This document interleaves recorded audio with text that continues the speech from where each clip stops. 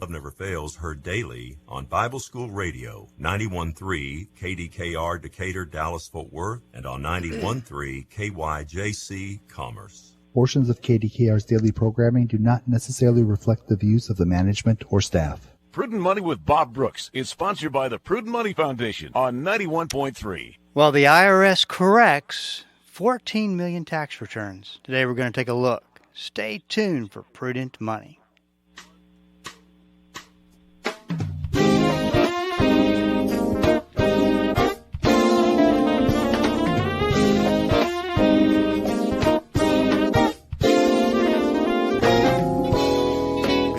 This is Bob Brooks, and you are listening to the Prudent Money Radio Show. Thank you so much for joining me today. You know I do appreciate it. Well, the IRS corrected a mistake on 12 million tax returns, resulting in, get this, $14.8 billion in total refunds. IRS expert and Prudent Money contributor Dan Pilla is here to weigh in. Dan, always good to talk to you. It's my pleasure, Bob. Thanks for having me.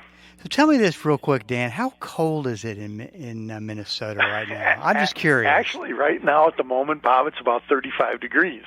So it's not that cold. A balmy day. Yeah, it is. It's actually, things are melting here, which is good. We had about 15 inches of snow last week over, Tuesday, Wednesday, Thursday stretch. So it's there's a lot of snow on the ground, but it's melting at the moment. So don't be too smug, Bob, because it can get to 35 in Dallas. I know that. I'm just going to be a little bit, just because when I was driving home yesterday, I looked down at the temperature reading, and it was 82 degrees. 82? Yeah, that's what my car said. Huh. Wow. Must have been parked in the sun. I just wanted to share it with you. That's all. Well, let's talk a little bit about the 12 million tax returns. $14.8 billion in refunds. What was the IRS correcting? Well, what they were correcting, Bob, is a mistake that so many people made in adding self-employment income to their tax returns without taking advantage of the exemption that was put into play. I believe it was January of 2021 where this came into play. Let me think a minute. Yeah, in January of 2021, the American Recovery Act, and what the IRS did, or what Congress did at that time, is they changed the law to provide that the first $10,200 of unemployment compensation was not considered taxable income. All right, up until that point, Bob, all unemployment compensation was fully taxable, just as if you got wage income or self-employment income or any other income. It was taxed as ordinary income. But because of the COVID crisis and the shutdowns and the economic problems that were rampant and are still rampant out there as a result of the COVID situation, Congress said, well, let's change the law here and let's give some relief to people that were on unemployment. And so the decision was made that the first $10,200 of that unemployment compensation would not be taxable income. Well, of course, not everybody gets the message, Bob. You and I talked about this on the air. Right. Last year when it happened. We talked about the law before it was changed. We talked about the law after it was changed, but I guess those 12 million people weren't listening because they didn't get the picture. Now, the good news is, and I guess I got to give the IRS credit for this. I don't generally like to do this, but you got to give credit where credit is due. So Scripture tells us. But the IRS corrected these erroneous returns where folks got, let's say they got $15,000 worth of unemployment compensation. Well, as I said, the first $10,200 is not taxable. So that means in that case, the majority of that particular taxpayer's unemployment compensation was not taxable, and they had to adjust the tax returns accordingly, and they did that. And that's why these people are getting all this money back, plus or minus $14 billion coming back to folks at a time when they need it. So that's a good thing. So in any given year, there's probably well over 12 million mistakes made on your tax returns. I mean, are you surprised? I know you're giving them credit, but are you really surprised? I am, that the IRS decided to be proactive and actually correct this error. Yeah, I'm surprised too, because typically they don't do that. Now, however, in this situation, it should be with the computers they have an easy fix. You know, you look at the 1099 that's mailed in reporting the unemployment compensation. State government agencies that issue unemployment benefits provide information returns to the IRS, 1099 type thing, just like any other payer would do. All right, so they give that information to the government, and so the IRS knows exactly how much unemployment compensation you got. Now they just compare it with the tax return and say, okay, well, this person got $8,000 worth of unemployment compensation, let's say, and the taxable cap is 10.2. So based on that situation, not a dime of that unemployment would be taxable, and yet the taxpayer reported on their tax return. So it obviously is an easy catch. The question is, do they bother to look for it? In this instance, they did that. Yes. So do you really think? I mean, think about all the people who filed unemployment benefits, and I was adding it up as it was happening in COVID, like I don't have anything else to do, but there was like 90 million people. I'm like the only person that I've found that knows this number. 90 million people. So do you think that there's way more than 12 million people who are owed money? Well, I don't know, Bob. That's impossible to answer. Except I can say this: about 60% of the tax returns that are filed are prepared by a third-party professional tax preparer, an enrolled agent, a CPA, somebody that does it for a living. Another 20% of the tax returns, plus or minus, that are filed are prepared using some kind of tax software like TurboTax or H&R Block's tax, whatever their tax cut, I think they're called, but it doesn't matter. All these different programs that are out there, and I know the electronic programs had the programming changes made by the time their product went to market in April of 2021. Or April of 2022, rather, for the 2021 tax returns, and then professional tax preparers. You got to believe they knew it, because there was just so much publicity that was out there on it. Right. As I said, you and I talked about it, but newspapers and magazines and financial professionals like yourself and myself all over the country were talking about this. So I got to believe that. I don't know. The short answer, Bob, I don't know. There's really no way for me to know, just how many people may still have had this problem. So let's say someone's listening to us right now and is thinking through it in the back of their mind. Well, did I appropriately? Did I file my tax return right? And they come to the conclusion, I don't think that I did. And let's just say the IRS missed them. What steps do they take at this point to get that refund? Well, I would amend the return. Now, interestingly, when the law changed, and in January of 2020, and it applied to, in January of 2021, when the law changed, it applied to 2020 tax returns that were to be filed in April of 2021, and then, of course, the 2021 tax return filed in April of 2022 had the same rule. The IRS made the announcement very shortly after the law changed that they would make the correction for those people that already filed their returns. The IRS would make the correction automatically that it was not necessary to file an amended return.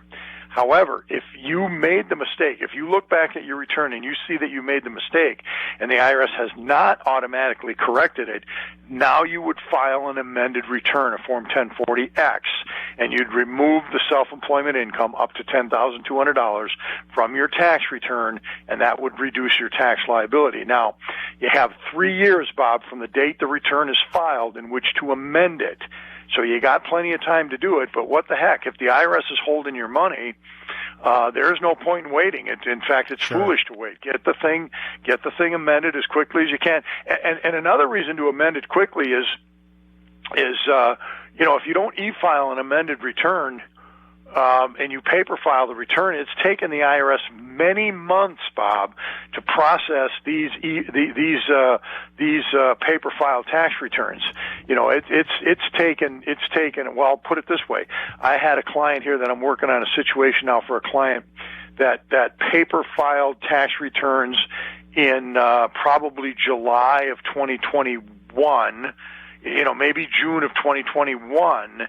And they're just now posting to the taxpayer's account in December of 2022. That's how long it took the IRS to process those paper filed returns.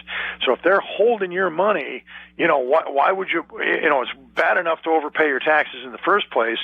It's even worse to have the agency sit on this money for months and months and months. Now, you know, you get interest on it, but, you know, that's not a substitute for having the cash if you need the cash. Right. This is Bob Brooks, and you are listening to the Prudent Money Radio Show. Thank you so much for joining me today. You know I do appreciate it. Talking to Dan Pilla about what's going on with the IRS. And if you want more information on Dan and the work that he does, a lot of great resources, taxhelponline.com. So you've got, you know, I mean, you still have the backlog problem, and I just got to think that reprocessing, going through the process of correcting this error, let me say it that way, took a lot of time, a lot of man hours. I mean, how behind is the IRS right now? What kind of during COVID that was a real mess. I mean, has it gotten really that much better? Well, it really hasn't, Bob. As a matter of fact, the IRS said that 2022 would be the year that they got on top of the backlog. But as a matter of fact, you know, as of the end of filing season in 2022, which would have been, you know, the major filing season, of course, is over April of 2022. There's still a lot of returns that are filed through October that are on extension, but through April of 2022, there was actually more of a backlog than there was in 2021. And so, you know, we're talking about roughly, you know, plus or minus 21 million tax returns, both personal and corporate, and original returns and amended returns that were still backlogged by the end of filing season of 2022. Where they're at right now today, I don't know exactly where we stand today. They tell us they're making progress on this, but I haven't seen any numbers released here recently, so that's something that I'll check into just out of sheer curiosity to see where they're at. But that only tells part of the story. The other part of the story is the backlog of correspondence. You know, if you mail a letter to the IRS in response to a notice, or you know, they say, you know, send us information about this or that.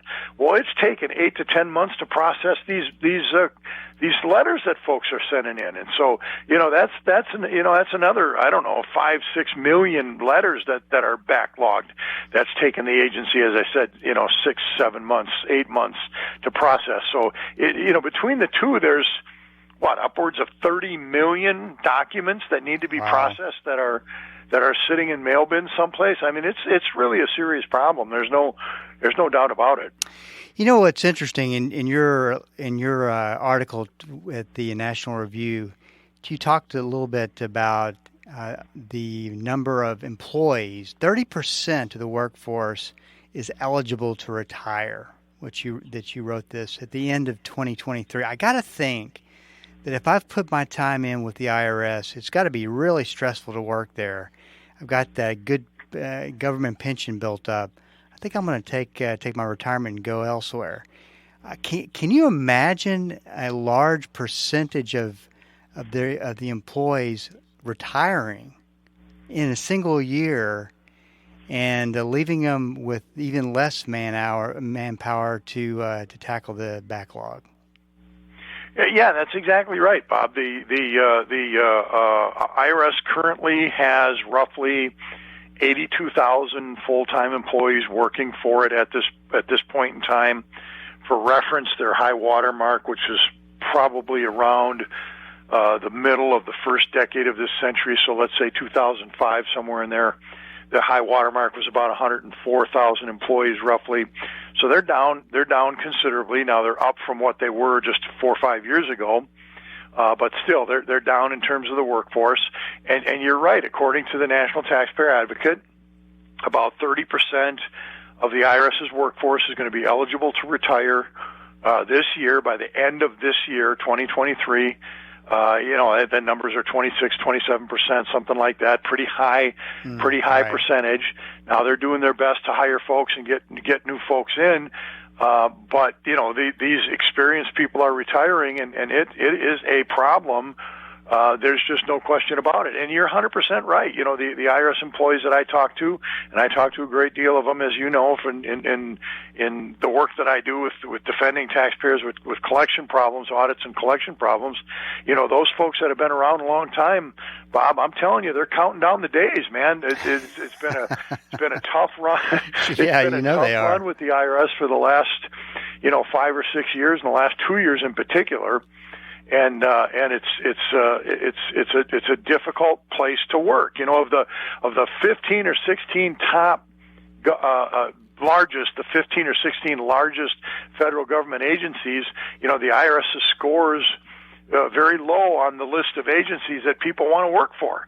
And so, the folks that are there typically want to get out, and it's difficult to hire new people to come in to do the job that these people are supposed to do. Now, it's so even under the best of circumstances, it's just not a good place to work. It just isn't. I mean, think of the work you're doing, Bob. I mean, Just think of the revenue officers that have to go out there and bang on doors and twist arms and break thumbs to collect money, and the revenue agents that have to pour through your grocery bag or shoebox full of records and tell you all the things you did wrong, and listen to and look at the blank stares on people's faces as their blood runs cold when you tell them, oh, by the way, Mr. Smith, you owe us another $50,000 here this year. Can you write a check? I mean, who wants to do that job, Bob? I can't imagine anybody wanting to do that job.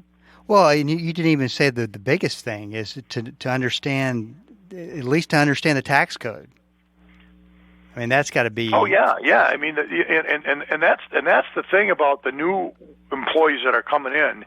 And the biggest beef that I have, and I've got, as you know, I have a professional network of attorneys and accountants that I work with on a pretty regular basis. We got about 85 plus or minus 85 law and accounting firms around the country that associate with me in particular, and we interact and help each other with cases, and that's what the group is all about, continuing education that I provide to them and so on. So we're commiserating all the time about this is going on and that's going on, and the single biggest problem we have with these new employees is they're not trained. They're not properly trained. And I had a phone conversation with an IRS person the other day on a case, and I was kind of crying on her shoulder a little bit about this. And she's upper level with the IRS counsel's office, and she said the same thing. The biggest problem they have in working the cases they have is untrained people, and it's not getting better. Well, the IRS has a new commissioner. Talk a little bit about this guy, and is he the right leader for the times they face? As you write in your National Review article, the IRS is definitely at a crossroads. Yeah, they're at a crossroads, no doubt about that. And you're talking about Danny Werfel, and he's been nominated, Bob, but he has not yet been confirmed by the Senate. But I suspect that'll happen in the next week or so here, probably. The IRS needs a commissioner. They need a leader, no doubt about that. Werfel's got a lot of experience both in and out of government. His outside government experience is with a high dollar consulting group out of Boston that helps corporations figure out what to do with the money they have, not so much from the standpoint of marketing to make your business grow, but from the standpoint of internally allocating resources to their best effect within the confines of the existing business structure. Do we move money here? Do we spend money over there? How do we allocate resources within our company to maximize the effect of those resources? And so certainly that skill would be important for what the IRS is doing. Even without the $80 billion of funding, which the House passed a bill on Monday saying that they're going to defund the IRS's $80 billion now, but that's not going to pass the Senate. So we can, I just finished an article about that. Soundbite alert. Yeah, exactly. So So anyway, and Werfel's got a lot of experience inside of government, including as an acting commissioner of the Internal Revenue Service during the Obama administration, when the IRS came under fire as a result of the exempt organizations division that was picking on conservative, right-wing or right-leaning conservative groups applying for exempt status. So, he's got the experience, Bob. The question is, what mindset does he bring to the table? And for me, the mindset falls into one of two categories. You're either an enforcement guy or you're an education guy.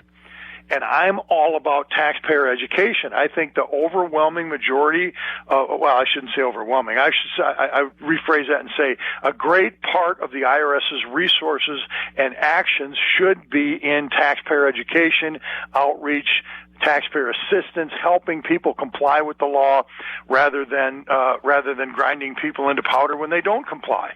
And Werfel, to this point, does not have. It doesn't have any fingerprints when it comes to what his attitude is, because as commissioner, he was acting commissioner and basically just picking up some pieces rather than bringing his own fingerprint to the table. So we'll just have to see what happens.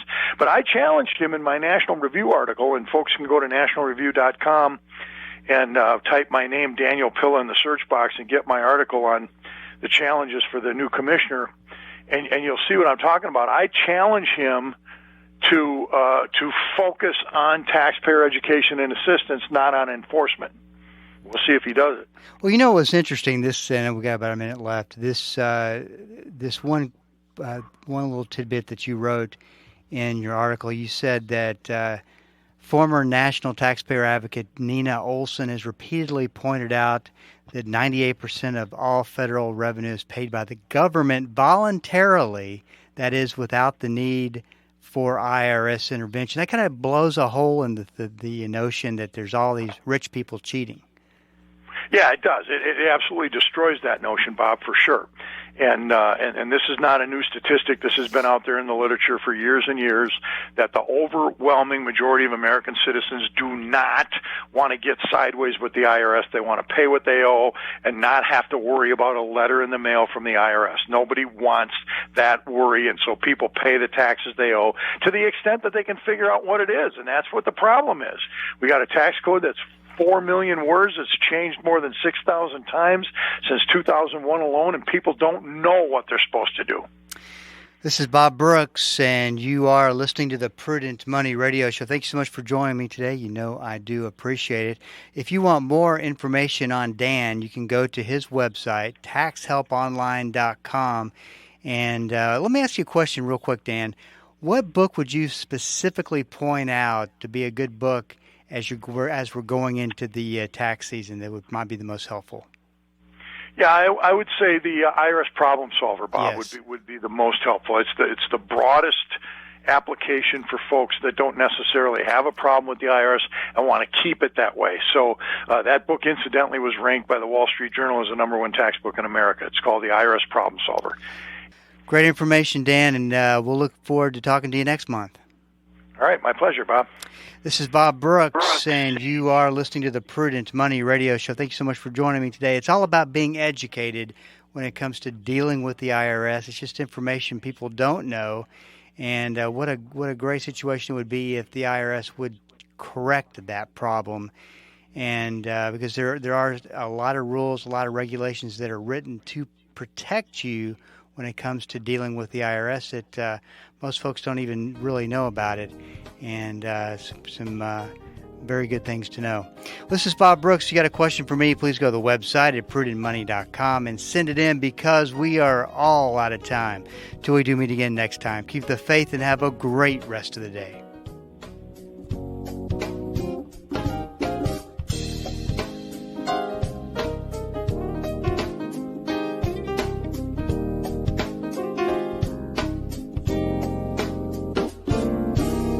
That's all the time we have for today.